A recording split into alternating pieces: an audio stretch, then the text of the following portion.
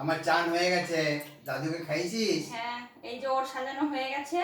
আর এবার আমাদেরও বেড়ে দেবো খাবার। এই দেখো পটল ভাজছি, পটলগুলো লাস্টেই মেখে নুন হলুদ মাখিয়ে রেখে দিয়েছিলাম, লাস্টে ভাজবো করে, কেননা গরম গরম ভালো লাগবে।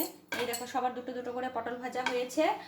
আর এখানে ভাত তো আছে, ভাতটা আজকে কুকার থেকে ঢেলে নিয়েছি, প্রত্যেক দিন কুকারে থাকে তাই ভাবলাম আজকে ঢেলে নিই।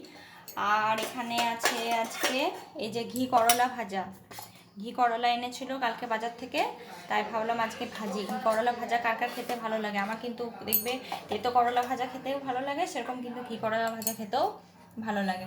আর এই যে দেখো এটা সেই কি বল বিলেতি আমড়া হয় যেটা, এটা কিন্তু খুব একটা টক না, সেই আমড়ার এটা খসলা দিয়ে চাটনি করেছি।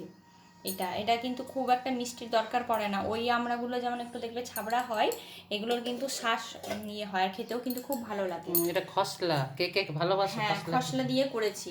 আর এই দেখো আমাদের বাড়ির পেছনে থারকোল পাতা হয়েছিল, সেই থারকোল পাতা মামুনি কয়েকটা তুলে নিয়ে এনেছিল, ওটা বাটা করেছি। থারকোল পাতা চেনো তো? অনেকে জানে, অনেকে জানে, যারা খায় তারা জানে, যারা খায় না তারা হয়তো জানে না। এই দেখো এটা কিন্তু ভাতের সাথে মেখে খেতে খুব ভালো এটা লাগে। রসুন কালো জিরে দিয়ে ভেজেছি। অনেকটা তো আর হয়নি, কয়েকটাই পাতা হয়েছিল, মামুনি সেগুলো তুলে এনেছে তাই এইটুকুই হয়েছে, কিন্তু যেগুলো ভালো লাগে সেগুলো দেখবে একটু খেতেও ভালো লাগে। আর এই দেখো আজকে কচুর তরকারি করেছি, তোমাদের আমি বলেছিলাম আমি এর আগেও কয়েকবার কচু করেছি, কিন্তু সেই কচুটা সেদ্ধ হয়নি। এখনকার কচুগুলো সেদ্ধ হচ্ছে। হ্যাঁ, এখন যে বাজার থেকে যে কচুটা এনেছে সেটা কিন্তু খুব ভালো সেদ্ধ বড়ি হয়েছে। দিয়েছিলি? হ্যাঁ, বড়ি দিয়ে। আর এই দেখো পুঁই শাক এনেছিল কালকে, পুঁই, তার মধ্যে কিছুটা পুঁই পাতা আর পুঁই ডাঁটা দিয়ে করেছি। এই দেখো কচুটা কিন্তু আজকে খুব ভালোভাবে সেদ্ধ হয়েছে।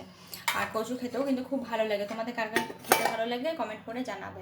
আর এটা সকালে আমরা ভেজেছিলাম আলু পটল ভাজা, সেটা কিছু খাওয়া হয়ে গেছে। হ্যাঁ, টিফিনের জন্য ভেজেছিলাম। আর এখানে আজকে আছে এই যে কিছুটা খসলা, অনেকটাই খসলা ভিজিয়েছিলাম, তার মধ্যে অতটা তো চাটনির মধ্যে দিইনি, তাই কিছুটা মামুনি এদিকে পেঁয়াজ দিয়ে লাস্টে পেঁয়াজ দিয়ে আমি ভাজলাম এটা। হ্যাঁ, এটা খেতেও কিন্তু খুব ভালো লাগে। কিছু না, শুধু পেঁয়াজ ভাজার মধ্যে খসলা দিয়ে দিয়েছে ব্যাস। খসলা পেঁয়াজ কে ভালোবাসে খসলা খেতে, খুব ভালো লাগে।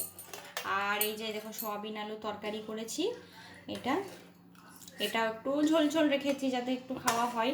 আর আজকে ডালটা একটু অল্পই করেছি, কেননা অনেক কিছু হয়েছে তো, ডাল আমাদের অত লাগেও না, এটা বাপির জন্য অল্পই ডাল করেছি, শ্বশুরের জন্য অল্পই করেছে। হ্যাঁ, আমাদের দুজনের লাগবে না, ভাতই খাওয়া হয়ে যায়। আর এই যে কালকে চচ্চড়ি অনেকটাই করেছিলাম, কুমড়ো ডাঁটা তার মধ্যে বেঁচে গেছে।